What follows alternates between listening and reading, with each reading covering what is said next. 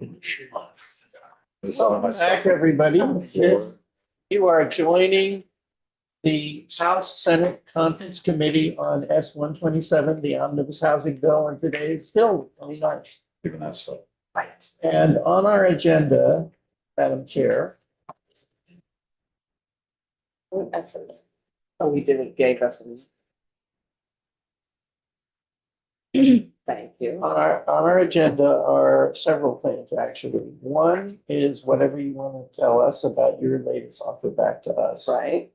The second is I do have, and everyone has joined us, I do have a draft of a housing appeals. Sorry, we're just trying to all get on the same page. No, would you like us to wait a minute? Yeah, I Yeah. mean, maybe what we should do is ask Kristen to print it because John can't be here Oh, and you don't have the newest one printed, Right, but I it's don't, up to you. I hadn't even, Would you like a 5-minute recess?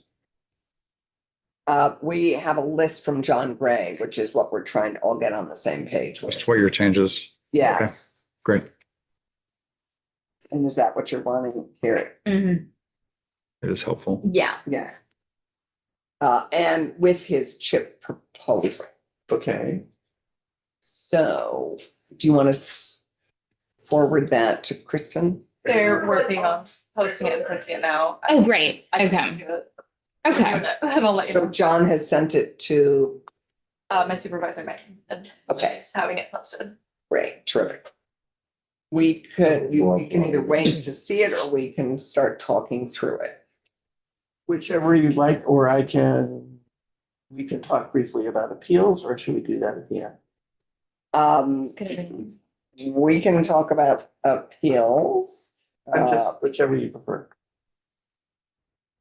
We can talk about appeals. All right. I mean, I think that we can.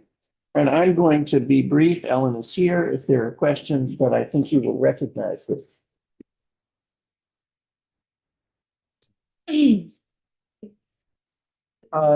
Essentially, what we've done is if you turn to page 2, you'll recognize paragraph 1. And everything else is just conforming. Right.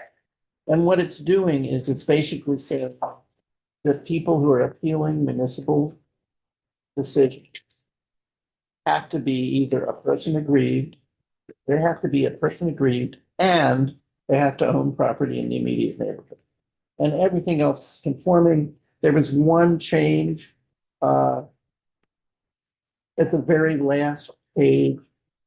You can see we added three because 3 was, remember that section on interested person that, I'll tell you what, Ellen, you just want to explain that one change. LT Dusty Office of Legislative Counsel. So this was the language that Senate Economic Development had looked at. Number 3 under the interested person definition is the person owning or occupying property in the immediate neighborhood. And so with this change on the last page, it is saying that number 3, the immediate neighborhood or the any 20 persons are now excluded from the definition of interested person, so they therefore cannot appeal. But because you have added to the definition of aggrieved person, the immediate neighborhood, it sort of covers what was aggrieved. In other words, we didn't want 2 different language of the same thing. And 3 was sort of in the immediate neighborhood. We liked your language in the bill, which is on page 2. And so there are, I have to say, we have some concerns about possibility of the successful challenge to this. If someone can demonstrate they are aggrieved and not in the immediate neighborhood, but this is what we're proposing. So we appreciate your proposal. We appreciate you having looked at our language from the Senate Economic Development. We worked hard on it. There were constitutional issues raised at the very end. It then went to Senate Natural Resources and Energy. And in SNRE, they heard testimony very strongly supporting the constitutional concerns that were, and they really feel very strongly and have convinced the rest of the Senate to support LURB actions. If we want to do this work, seeing what LURB is will be reporting to us and recommending to us in the fall, that then we would add this if we felt this was important, if the municipal appeals hadn't been taken up. But then our SNRE right now is firmly dug in, and the Senate is now pretty strongly supportive of just starting with LURB and seeing what LURB recommends in November, and then adding this if we need it, depending on what happens, with what they recommend. So at this point, then I'd say we aren't in agreement on this. We may reach agreement. Right. We're not. Okay. But that position was then, that support grew over. Okay. Now, in terms of, that's where we're at. Okay. So did we talk about the constitutional question? The Constitution, we know the Constitution. We know it's a Do we all know them? Yeah. Okay. I think we all have agreed that there may be constitutional issues with this, and I think that, and I've stated the Senate's position. Second question is the question of universal design.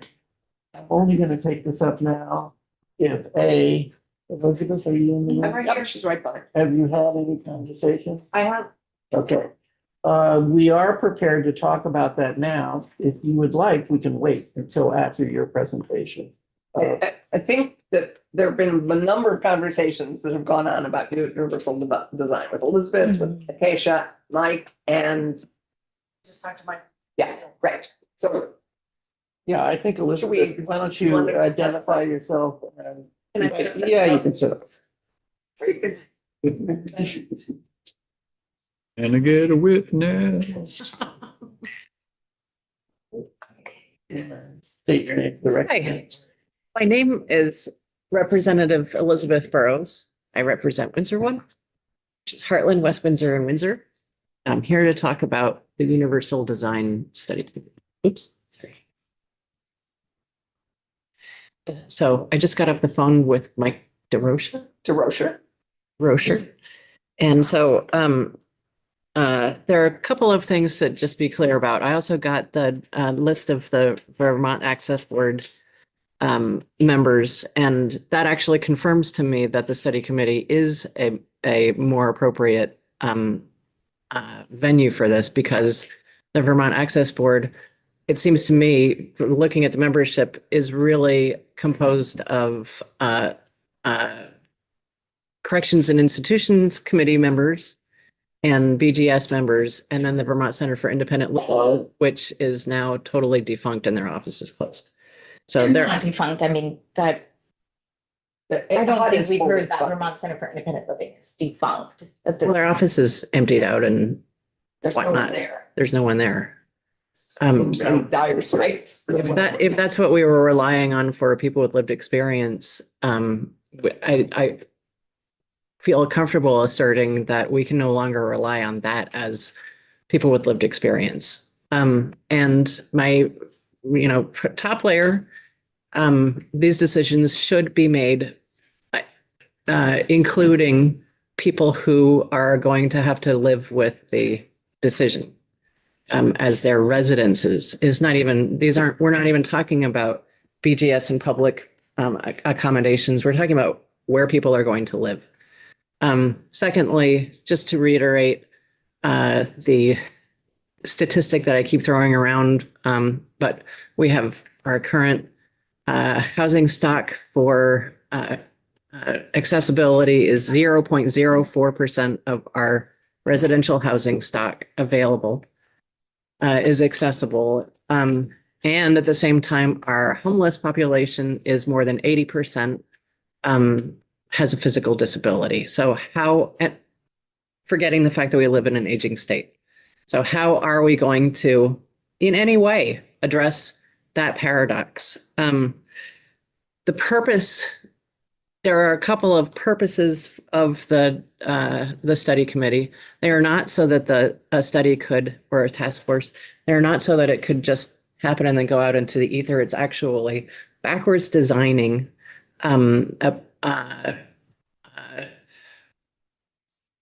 definitions for programs that we set into motion last biennium, including a grant from VHIP, which would create accessibility.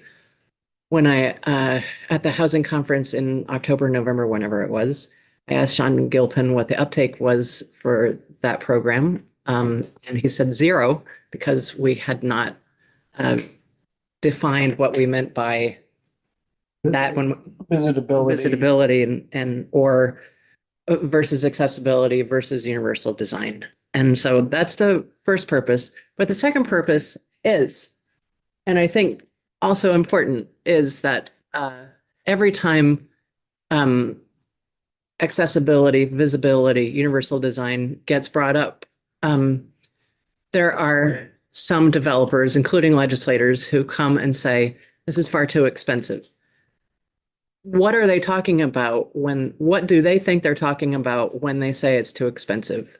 I'm not sure that they know exactly what they're talking about when they say it's too expensive.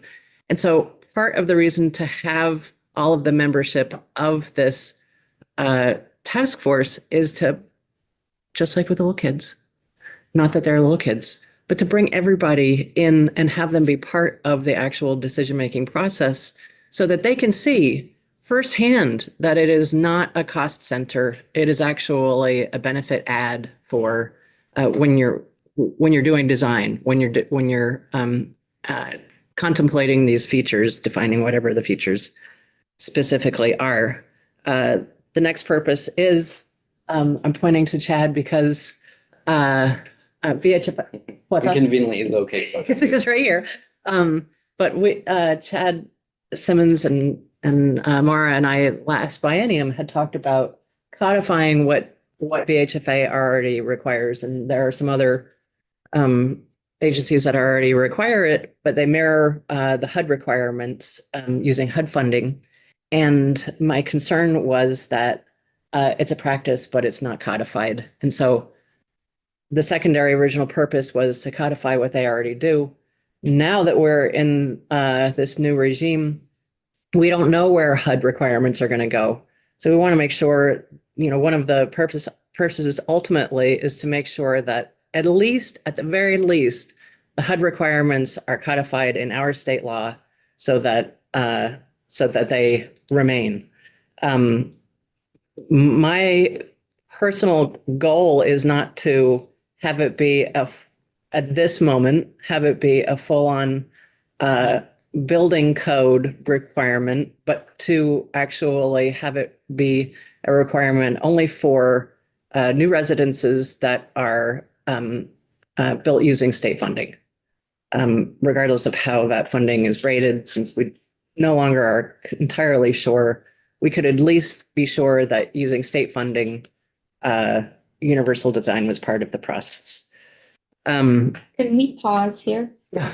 I think it's really important that we take seriously our responsibility to not make people think an organization might not exist anymore that they rely on. So I have a social media post from Vermont Center for Independent Living on April 2nd saying, we have put our building on the market. It's in the heart of Montpelier. Check out the listing. And then they later say, it was wonderful being where we were. We found an accessible rental and hopefully we'll be ready to announce in the next few weeks. We're hoping to move to another location soon. We decided months ago to sell the building and are reposting the listing. We'll be renting in another location in Montpelier. The revenue will become part of the budget and we'll continue to offer the same programs and services. That's extremely important that we not spread misinformation. Elizabeth. Thank you. Yeah. I see that the print has arrived. Is there anything else you want to add? Let's see. Did you and Mike agree to disagree, or do you agree? He was driving in his car and he ran out of connectivity while we were talking. Okay. So we did not agree to disagree. He totally understood why educating the tangential stakeholders is important, why not just quote unquote offering education, but actually requiring them to be in the seat is is important. We just did not come to a conclusion because he ran out of. What I think we're gonna do, thank you so much. What we're Yep. gonna do is move on and then come back to this. Yeah. If that's all Okay. right? Right, and I would just, I also think we had reaffirming, email from Chad. today. Right, yes, So Chad maybe I is, should- yeah. But I do hope you all read the list of current members of Yes, the we did. access We did. committee. Because it is a House appointee, it is a Senate appointee, it is architects, it is people with lived experience, it is VCIL. I don't personally think it's wise to go around a permanent subcommittee of division and fire safety at this point. I would say that it would be really important to have them be part of the ongoing conversation, but that it is important to do it at this specific bill at this juncture because we are hoping to have an explosion of housing and to not have to make sure that it gets done in a finite period so that it can be applied immediately. My thought was to have just 3 or 4 meetings and then have it go into effect. So Which I would appreciate if you do have a chance to reconnect with Mike to finish that Yeah. conversation. Yep. Okay, we'll do. thank you. I don't know how long we have Susan Aronoff, but did you hear her testimony on the Universal Design Study Group? No. Well, that's not, she heard testimony from her, but not on that issue. Okay. We did. Yeah, thank you. So we have here, Appreciate it. I think we have here what looks like the bill itself, right? With changes highlighted in yellow, but. Looks like it. Don't go. Oh, all right.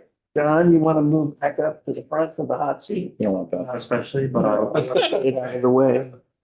This is the housing I was appeal. gonna say that's right. Yeah. I'm just trying to consolidate. That's all Yeah. I feel stuff. And even though it has yesterday's date, I think it's today's, this is the date, the 10:59, I think is John's. Let's be very Correct. kind to John. No, I'm just wanting to.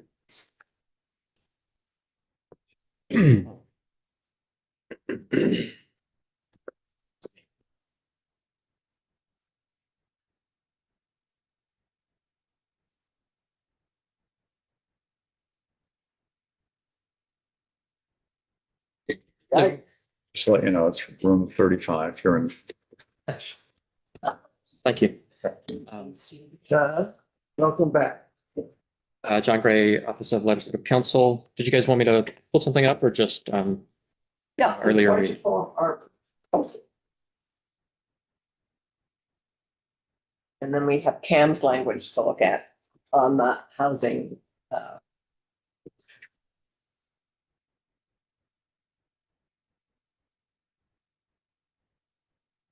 And.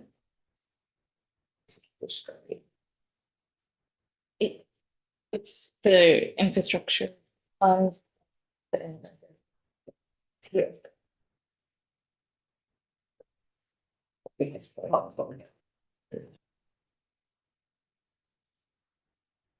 Okay, good. We've got 10 copies of it.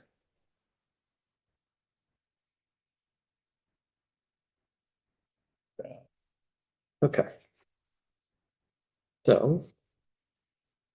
Let's see what we can do. Morning again, and. I'm It's free. not morning. Is it not morning? Oh, so sorry, yeah. Okay, I did not know that. But that's good, Yeah. I think. Right. Time hasn't stopped. So what you're seeing here is the Senate Comparie's latest proposal. And don't have a side-by-side prepared, but what I do have is this document with highlighting that shows changes against the House proposal that you looked at this morning. And I'm happy to walk through all the changes here. The first thing that we're going to see on page 1 is a change to the durational requirement for the affordability provisions. So in the House proposal this morning, you saw that the affordability provisions, that's both for affordable housing development and moderate income housing development, that was in perpetuity. Here you see that is until all indebtedness for that housing infrastructure project has been retired. Do you all want to pause and Okay.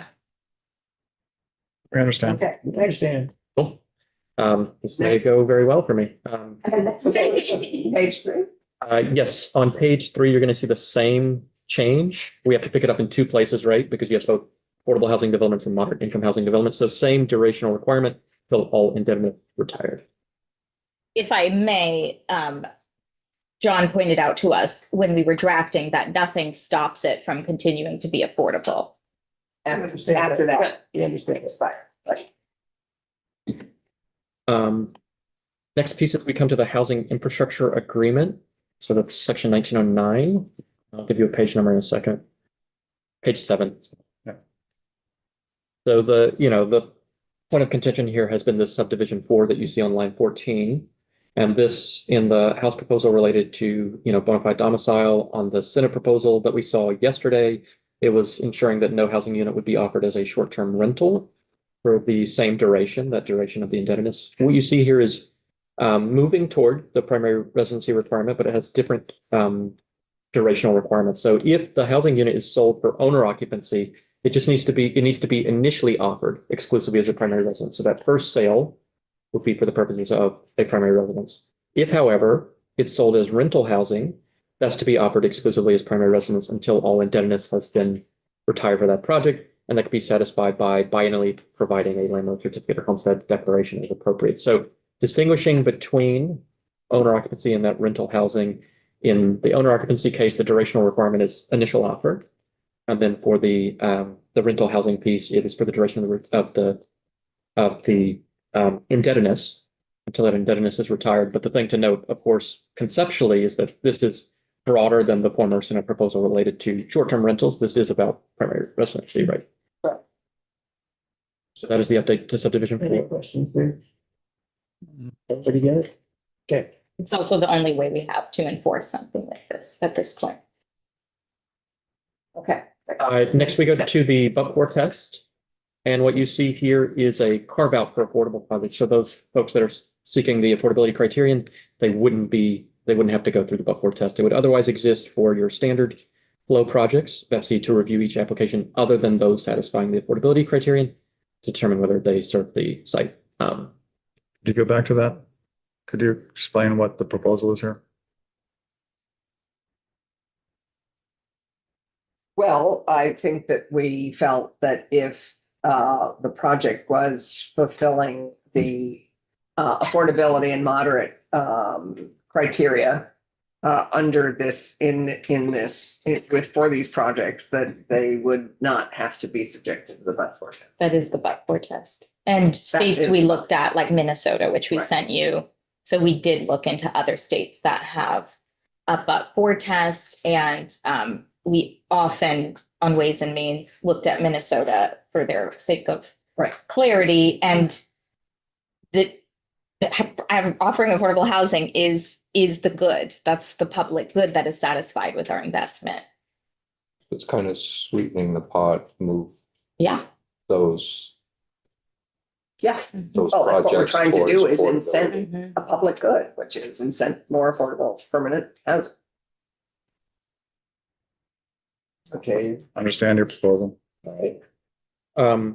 Next is on the following page, page 9, project criteria, accepting the 2-pronged structure, that floor area threshold with the alternative of, the BEPC board determining that it meaningfully addresses the purpose of the subchapter, but proposing a slightly lower floor area threshold of 51%, so majority dedication to housing.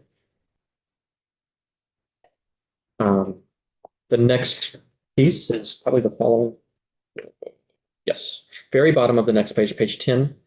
In the latest House proposal that we looked at, we saw that 60 days plus a 30-day in extenuating circumstances. This is just a flat 90-day, so it's same total possible period, but no requirement to make a determination that is only in extenuating circumstances. So just flat 90 days from that site visit. So